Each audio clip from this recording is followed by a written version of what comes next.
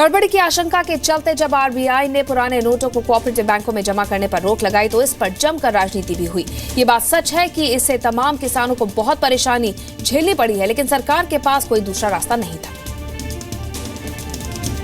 8 नवंबर को नोटबंदी के ऐलान के बाद जब ये पता चला कि कोऑपरेटिव बैंकों में बड़े पैमाने पर पैसा जमा हो रहा है, तब इन बैंकों का ट्रैकिंग सिस्टम न होने की वजह से रिजर्व बैंक ने कोऑपरेटिव बैंकों में 1500 के पुराने नोट जमा करने पर पाबंदी लगा दी।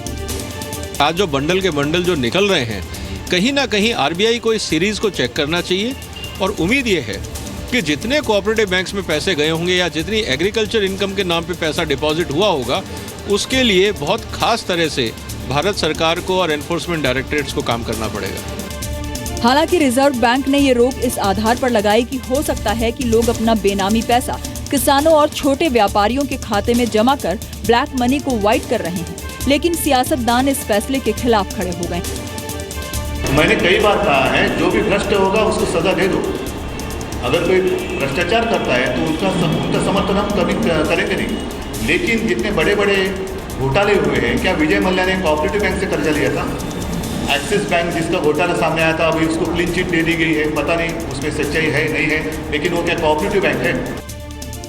अब सवाल ये है कि अगर बैंक ये ट्रैक करना चाहते हैं कि कोऑपरेटिव बैंकों में जमा हो रहे पैसे किसानों के हैं या किसी और के, तो इसमें नेताओं को क्या परेशानी हो सकती है?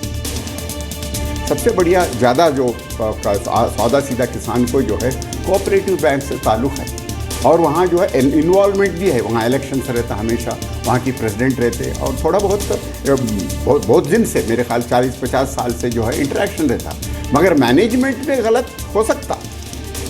हालांकि जिस तरह से काला धन छिपाने वालों की तलाश हो रही है, जल्द ही ये सामने आ जाएगा कि कोऑपरेटिव बैंकों में जमा हुए पैसे किसके हैं। तब जवाब इसका विरोध कर रहे नेताओं को भी देना होगा। हैदराबाद से प्रसाद भोसेकर के साथ निवृत्ति मोहन, जी मीडिया, दिल्ली।